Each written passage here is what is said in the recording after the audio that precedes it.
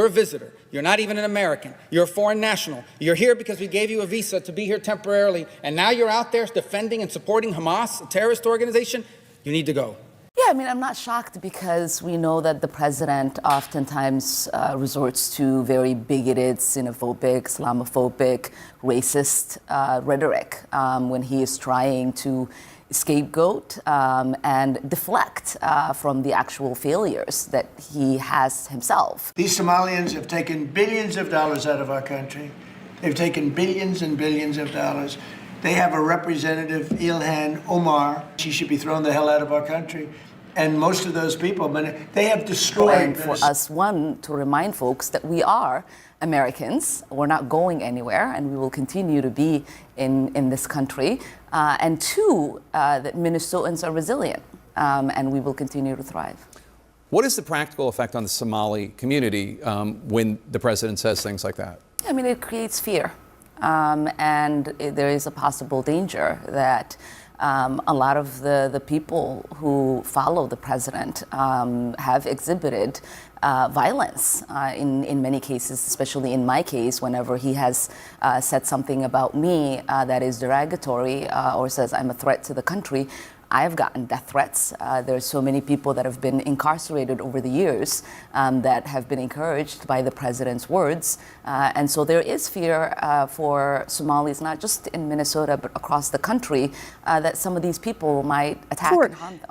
Where in the Constitution does it say that the Secretary of State can override the First Amendment protections of free speech? Is there a footnote that I missed somewhere? There's no constitutional right to a student visa. So, but is there a constitutional right? Does it say somewhere that Marco Rubio gets to determine which speech is appropriate and revoke student visas based on what you think constitutes free speech? There's a statute that says the Secretary of State gets to determine whether someone is a threat. We deny visas every day all over the world. Do you think that the Immigration and Nationality Act trumps the Constitution of the United States, Mr. Secretary? Well, Congress can always change the law if you want, but I'm telling you, Mr. Secretary, while I have the authority, I will continue to revoke the visas of these people that come here to tear this country apart. You said that, Mr. Secretary. Let me reclaim my time because you are talking about revoking student visas based on what somebody says, and that means that you are trumping the legal Supreme Court, the supreme law of the land, which is the Constitution of the United States. No one has a right to a student visa. Mr. Rubio, why did the administration need to use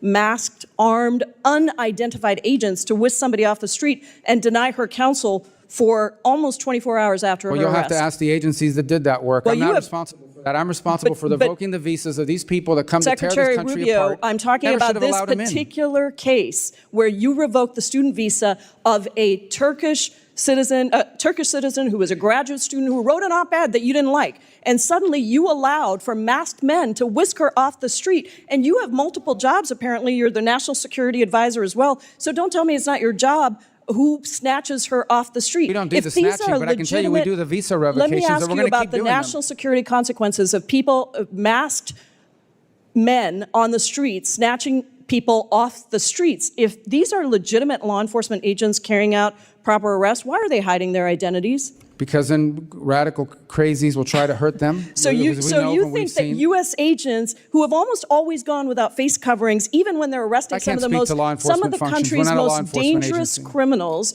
suddenly have so much to fear from a graduate student who wrote an op-ed that they need to be masked? Is that law student was a guest in the United States on a student visa. No one's entitled to a student visa. So you revoked her student visa based on an op-ed which trumps the supreme law of the land, which is the Constitution. Someone's coming up here to stir up problems on our campus. We're going to revoke their visa. She didn't do any of that. She wrote an op-ed. Well, she wrote an op-ed, and I'm talking to you about her particular case. Claims and your claims. Those are not the facts. Reclaiming my time, you revoked her student visa because you wrote an op-ed. Would you revoke? We're going to do more. I have another question for you. Would you revoke the visa of someone in the United States who published claims that, quote, Jews are an untrustworthy and dangerous group? Yes or no? We will revoke the visa of anyone who's in this country as a guest who's here to stir up trouble. Are you going to revoke the visa of somebody who made that? I mean, the case. I'll look at it. I'm looking to get crazy people out of our country. Actually, it's not just about revoking. You actually, Secretary Rubio, excuse me, reclaiming my time. Can you explain to me why the Trump administration granted refugee status to Charles Kleinhaus, the white Afrikaner who tweeted that exact statement that I just said? There's the case. That's not a visa. You granted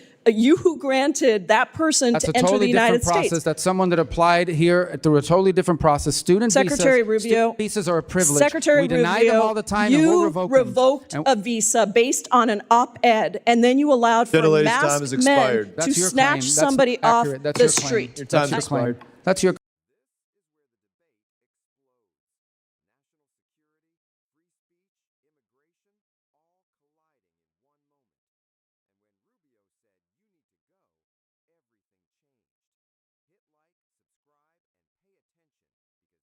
This wasn't just another hearing. This was a collision. On one side, Marco Rubio drawing a hard line. If you're in the United States on a visa, you're a guest. And if that guest is supporting or defending a group the U.S. government classifies as a terrorist organization, his argument is simple. That privilege can be taken away. No ambiguity, no hesitation. You need to go. That's the position. But then comes the pushback, and it's just as forceful. Critics argue this isn't about security. They say it's about speech. Because here's the real question that takes over the entire exchange. Can the government revoke someone's visa based on what they say? That's where the constitutional clash begins. One side says a visa is not a right, it's a privilege. The government grants it. The government can take it away, especially if someone is considered a threat. That authority exists under immigration law. But the other side fires back. What about the First Amendment? If someone is punished for expressing an opinion, even a controversial or offensive one, does that cross the line? And that's where things get even more intense. Because now the argument isn't just about one person, it's about precedent. If speech becomes grounds for removal, who decides what counts as dangerous? A government official? A political administration? A shifting definition depending on who's in power? That's the concern. And it doesn't stop there. The conversation expands to enforcement tactics, to how arrests are carried out, to whether actions taken in the name of security are transparent or excessive. At that point, the debate isn't just legal, it's philosophical. Security versus liberty, authority versus rights, control versus protection, and both sides believe they're defending something fundamental. Supporters of Rubio say this is about protecting the country, about not allowing individuals to use U.S. platforms while aligning with hostile or violent groups. Critics respond, this risks turning political disagreement into punishable conduct, and once that line is crossed, it's hard to walk it back.